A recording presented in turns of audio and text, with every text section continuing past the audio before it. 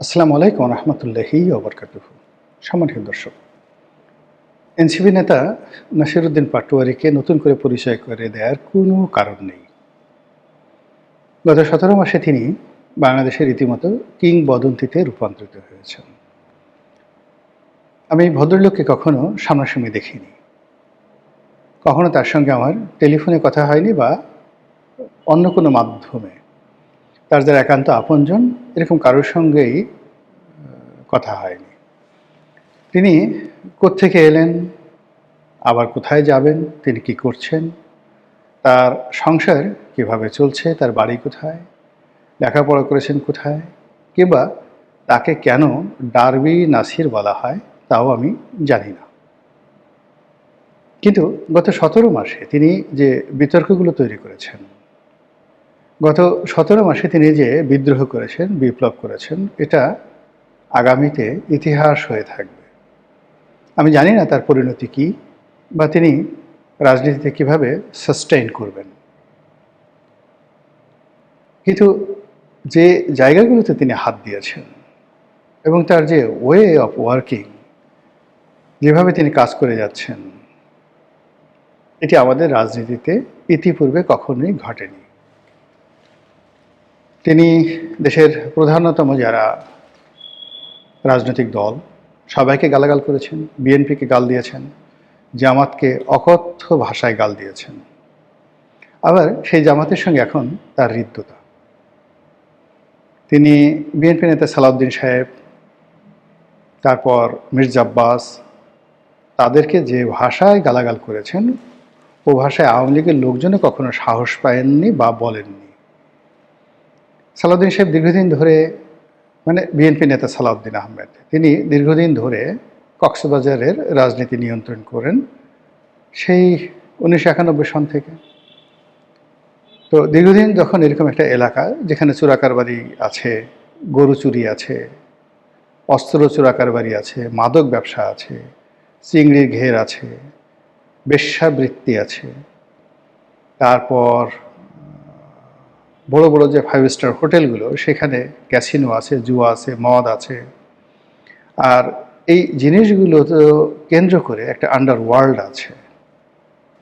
আর সেই আন্ডারওয়ার্ল্ডের নেতা যদি ৯১ সন থেকে কোনো একটি ব্যক্তি এলাকার প্রধান রাজনৈতিক ব্যক্তি হন, তবে আপনি ইচ্ছে করলে তার বিরুদ্ধে সব অভিযোগ আনতে পারেন। ধীরে ধীরে ধীরে ধীরে যে এই লোক এই কাজ করে বলতে পারবেন। এর কারণ হলো তিনি তো সবারই নেতা। তো সেই অর্থে কক্সবাজারে আসলে গত ৯১ থেকে আজ অবধি কত বছর হলো? ২৫ আর ১০, ৩৫ বছর। তো গত ৩৫ বছরে সালাউদ্দিন সাহেবের মতো এত মানে পরিচিত, এত বিখ্যাত কোনো নেতা ওই অঞ্চলে আসেননি। আর এই গত ১৭ মাস ধরে তিনি শুধুমাত্র কক্সবাজার নয়, কক্সবাজারের সঙ্গে সঙ্গে পুরো পার্বত্য এলাকা, তার সঙ্গে বৃহত্তর চট্টগ্রাম, মানে ফেনী নদীর ওপার থেকে যদি আপনি ধরেন সেটা নোয়াখালী, তারপর চট্টগ্রাম, রাঙামাটি, খাগড়াছড়ি, বান্দরবন, কক্সবাজার, এই পুরো এলাকার অঘোষিত সম্রাট তিনি এখন গত ১৭ মাসে। এখানের যত ব্যবসা বাণিজ্য বলেন, যত ব্যবসায়ী বলেন, যত চোরাকারবারি বলেন, যত অলিয়া উলিয়া গাউস কুতুব বলেন, পীর মাশায়েখ বলেন, মাদ্রাসা বলেন, সালাউদ্দিন সাহেবকে সালাম না দিয়ে কেউ তার কর্মঘণ্টা শুরু করতে পারবেন না। এখানে ইস্পাহানি গ্রুপ বলেন, এস আলম বলেন, টিকে গ্রুপ বলেন, বাংলাদেশের বৃহত্তম যে গ্রুপগুলো আছেন, পোর্ট বলেন, যা কিছু রয়েছে, কাস্টমস বলেন, যেহেতু তিনি প্রধান রাজনৈতিক নেতা এই মুহূর্তে বাংলাদেশের, তাকে সবাই সালাম করেন। এখন এই মানুষটির বিরুদ্ধে টুশব্দ করার ক্ষমতা বাংলাদেশের কারোরই ছিল না বা এখনও নেই, কেবলমাত্র নাসিরউদ্দিন পাটোয়ারি ছাড়া। তা আমি তো অবাক যে পাটোয়ারির এত সাহস হলো কী করে। এরপর তিনি আবার ঢাকার সবচেয়ে বড় মাস্তান, গডফাদার বলেন, প্রভাবশালী নেতা বলেন, ক্যাডার বাহিনী যারা নিয়ে পোষেন, মানে এই মুহূর্তে মির্জা আব্বাসের চাইতে বড় মাস্তানা ঢাকা শহরে নেই। একটা সময় মির্জা আব্বাসের সাথে কন্টেম্পোরারি সাদেক হোসেন খোকাকে কল্পনা করা হতো, আর খোকা এবং মির্জা আব্বাসের অভ্যুদয়ের আগে এখানে মোস্তফা মহসিন মন্টু তারা এই ঢাকার আন্ডারওয়ার্ল্ড নিয়ন্ত্রণ করতেন, এবং তার বিভিন্ন, যেমন হান্নান ছিল, লিয়াকত ছিল, আরঙ্গ ছিল, কিন্তু তাদের গ্র্যান্ড লিডার ছিলেন মোস্তফা মহসিন মন্টু। এনিওয়ে, এখন তারা কেউ নাই, মির্জা আব্বাসই এই ঢাকা শহরের হর্তাকর্তা। তো সেই মির্জা আব্বাসকে এখন নাসিরউদ্দিন পাটোয়ারি আক্রমণ করেছেন, তার জীবন তছনছ করে দিচ্ছেন।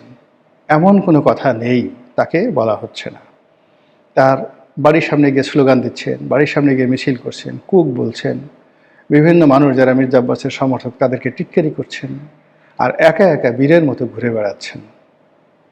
আমার কাছে তো ভীষণ রকম অবাক লাগে, এত অবাক লাগে যেটা বলার মতো নয়। বাপাকে আমি নাসিরউদ্দিন পাটোয়ারির মতো এইভাবে আসলে পারবো না। যাই হোক, আমার ধারণা ছিল যে মির্জা আব্বাস বা সালাউদ্দিন সাহেব বা জামাতের আমির, জামাত এর মধ্যেই সীমাবদ্ধ থাকবেন, তিনি আর বাড়বেন না। কিন্তু হঠাৎ করে দেখলাম যে তিনি তারেক রহমান সাহেবকে নিয়েও বিতর্ক শুরু করেছেন। যেন তেন বিতর্ক নয়, টিটকারি কাকে বলে। তারেক রহমান সাহেব প্যান্ট ইন করে ভদ্রলোক সেজে বাংলাদেশে এসেছিলেন, এখন তিনি সেই তার প্যান্ট খুলে গেছে, তিনি এই ইন ছেড়ে দিয়েছেন। ইন ছেড়ে দিয়ে তারপরে তিনি এখন ইন করা ছাড়া শার্ট পরে ঘুরে বেড়াচ্ছেন। কত বড় জঘন্য কথা আপনি চিন্তা করেন। অনেক সময় মানুষ, আমরা যখন ইন করি তখন চেইন লাগানো থাকে, তারপরে আমাদের যে পিছনের সাইডের যে সেলাই, প্যান্টের সেলাই, এগুলো সব টাইট থাকে। এরপর আরও অনেক কিছু, মানে আমাদের নাভির নিচ থেকে একেবারে নিতম্ব পর্যন্ত যে অংশটুকু আচ্ছাদিত থাকে, এখানে নিখুঁত অবস্থায় থাকে যখন আমরা ইন করি। আর যখন আমরা ইন খুলে ফেলি তখন আমরা রিল্যাক্স হয়ে যাই, অত সিরিয়াসনেস থাকে না। আবার অন্য যে ঘটনা হয়, কোনো কারণে আমাদের বসতে গিয়ে যদি পেছনের সেলাই খুলে যায়, আমাদের চেইনটা যদি হঠাৎ করে না লাগে, তখন আমরা সেই পরিস্থিতি সামাল দেওয়ার জন্য ইন করা বন্ধ করে সেই শার্ট আমরা বাইরে বের করে ফেলি। এখন নাসিরউদ্দিন সাহেব, মানে জনাব তারেক রহমান সাহেবের এই যে প্যান্ট ইন না করা নিয়ে যে বক্তব্য দিচ্ছেন, এটার মাঝে যা কি, এটা আমরা বলতে পারবো না। ইতিমধ্যে তাকে লন্ডনী মুফতি বলে জামাতের পক্ষ থেকে টিটকারি করা হয়েছে। সম্ভবত নাসিরউদ্দিন পাটোয়ারিও এই লন্ডন থেকে এসে তিনি কী কাজকর্ম করেছেন এগুলো নিয়ে তিনি টুকটাক কিছু কথাবার্তা বলেছেন। তো যেহেতু তিনি তারেক রহমান সাহেবকে নিয়ে কথা বলা শুরু করেছেন, আমার বিশ্বাস যে এটা তিনি থেমে থাকবেন না। তার পেছনে নিঃসন্দেহে একটা বিরাট শক্তি রয়েছে, একটা গ্রুপ রয়েছে, এবং এই শক্তির বলেই তিনি উড়ে বেড়াচ্ছেন। এটা হতে পারে আমেরিকা, হতে পারে হতে পারে পিনাকি, হতে পারে ইলিয়াস, হতে পারে জামাত, এনি বডি। একটা বৃহত্তর শক্তি তার মধ্যে রয়েছে। নচেত এত নির্ভার, এত দ্বিধাসংকোচহীন এবং এত সহজ সরল স্বাভাবিক অবস্থায় তিনি রাত বিরেতে ঘুরতে পারে না। তিনি পুরো বিএনপির যে জীবনকে তছনছ করেছেন। আর এখন তারেক রহমান সাহেবকে আক্রমণ করার মাধ্যমে তারেক রহমান সাহেবের একেবারে কলিজার মধ্যে হাত দিয়েছেন। আমি নিশ্চিত যে নাসিরউদ্দিন পাটোয়ারি যতক্ষণ না পর্যন্ত তারেক রহমান সাহেবের সাথে তার একটা নেগোসিয়েশন না হবে, তিনি তার মুখ বন্ধ করবেন না। এটা আবার কেন মনে হলো যে আমার কয়েকদিন আগে তার একজন খুব ঘনিষ্ঠ লোকের সাথে আমার কথা হলো। তো আমি তাকে খুব আশ্চর্য জিজ্ঞেস করলাম যে জনাব নাসিরউদ্দিন পাটোয়ারি এই কাজগুলো করেন কিভাবে। তো সে বলল যে তার একটা স্টাইল আছে, সে কাউকে প্রথমে গালি দেয়, এরপরে গালি দিয়ে তার সঙ্গে তার বন্ধুত্ব হয়। যেমন সালাউদ্দিন সাহেবকে সে গালি দিয়েছে, গালি দিয়ে আবার সালাউদ্দিন সাহেবকে টেলিফোন করেছে, ভাই আপনি কোথায় আছেন, আপনার বাসায় খাবো। তো সালাউদ্দিন সাহেব বলেছে, তুমি নাসিরের কাজ কী করলা, তুমি আমার সঙ্গে এ ধরনের কথাবার্তা বললা কেন। এরপরে তাদের দুজনের সাথে একটা ভালো খাতির হয়ে গেছে। এখন আর সালাউদ্দিন সাহেব সম্পর্কে তিনি বলেন না। মির্জা আব্বাসকে গালাগালি করে আবার বলে যে ভাই আপনি বড় মানুষ, আপনাকে গালাগালি না করলে আমি কিভাবে খাবো, আমি কিভাবে চলবো, আমার রাজনীতি আছে নাকি? আপনাকে গালাগালি করেই তো আমি এই পর্যায়ে আছি। আব্বাস সাহেব বলতে গেলে বেকুব হয়ে যান। তারপরে আব্বাস সাহেব তাকে বাসায় বিরিয়ানির দাওয়াত দেন বা মোরগ পোলাওয়ের দাওয়াত দেন। আবার তখন সেটাকে নিয়ে সে টিটকারি বলে যে আমাকে মোরগ পোলাওয়ের দাওয়াত দিছে, আমি ওই বিষ খেতে যাব না। সে এমনি যে ডেঞ্জারাস লোক, আমাকে যদি বাসার মধ্যে ঢুকিয়ে গুম করে দেয়, কুত্তে দিয়ে কামড়ায়, এ কথা বলে না, আমি নিজে নিজে বললাম আর কি। যেহেতু তার অনেক নাম করা জার্মান শেফার্ড কুকুর রয়েছে, খুবই হিংস্র। মানে মির্জা আব্বাসের যে কুকুর ভীষণ রকম হিংস্র, এবং ঢাকা শহরে এরকম হিংস্র জার্মান শেফার্ড নাই। তো ওটা সে টিটকারি করছে যে যদি সেই কুকুর দিয়ে কামড় দেয়, আমাকে যদি ওখানে বসে বিষ খাওয়ায়, আমাকে যদি মেরে ফেলে, আমার তো কিচ্ছু করার থাকবে না, আমি ওই ফাঁদে পা দেবো না। তো দিস ইজ হিজ স্টাইল। এটা বঙ্গবন্ধুরও ছিল। বঙ্গবন্ধু সেই 50-এর দশকে নাসিরুদ্দিন পাটোয়ারির বয়সী ছিলেন। তিনি এইভাবে যে শহরে যেতেন, সেই শহরে যে সবচেয়ে কর্তা ব্যক্তি তাকে আচ্ছা মতো গালাগাল করতেন। যেমন খুলনা গেলেন, খানের ছবরকে গালাগালি করে একা রীতিমতো অস্থির। পরে ফোন করে বললেন যে আমি আপনার বাসায় খাবো, এবং তার জন্য বিরাট আয়োজন হলো। একই অবস্থায় নারায়ণগঞ্জে তিনি গেলেন। নারায়ণগঞ্জে গিয়ে নারায়ণগঞ্জের তৎকালীন যিনি নেতা ছিলেন মুসলিম লীগের, তাকে খুব গালাগাল করলেন।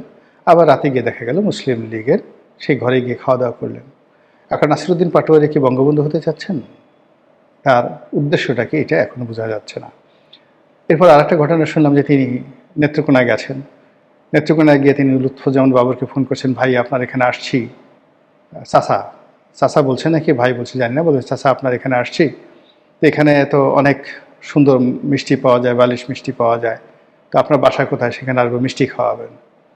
তো লুৎফুজ্জামান বাবর বলে যে বাবা আমি তো এখন ঢাকাতে, তোমাকে কীভাবে মিষ্টি খাওয়াই, আমি বলে দিচ্ছি, তোমাকে মিষ্টি পৌঁছে দিচ্ছে। হেই লুৎফুজ্জামান বাবর সাহেব তাকে 1 বস্তা বালিশ মিষ্টি পাঠিয়ে দিয়েছেন বলে আমি ওই যে ভদ্রলোকের সঙ্গে কথা বললাম তিনি বললেন। তো সেক্ষেত্রে তারেক রহমান সাহেবকে তিনি যে গালাগাল করছেন, সেক্ষেত্রে তারেক রহমান সাহেবের সঙ্গে তার এরকম একটা বন্ধুত্ব হতে পারে, সম্পর্ক হতে পারে। আর তারেক রহমান সাহেব ইয়াংদেরকে খুব পছন্দ করেন।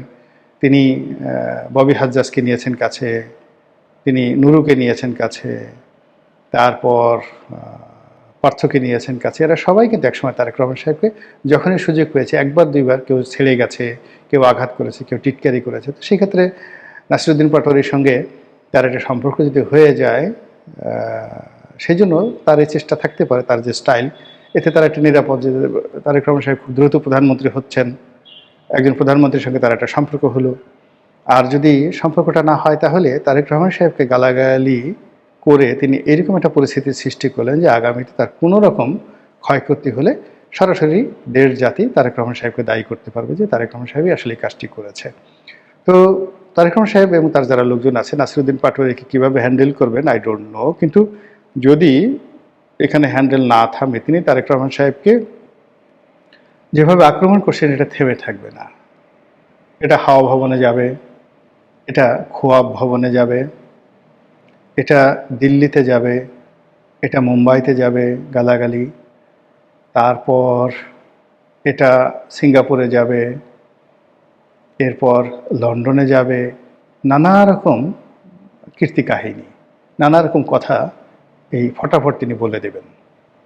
এবং সেই বলে তিনি যতই এই তারেক রহমান সাহেবের মতো এখন শীর্ষ নেতাকে যত আক্রমণ করবেন, ততই লাইমলাইটে আসবেন এবং তাকে কেন্দ্র করে একটা ইমেজ তৈরি হবে যে না, এ বাঘের বাচ্চা, এ পারে বটে, এ পারে বটে, ইত্যাদি ইত্যাদি নানা রকম জিনিস আর কি।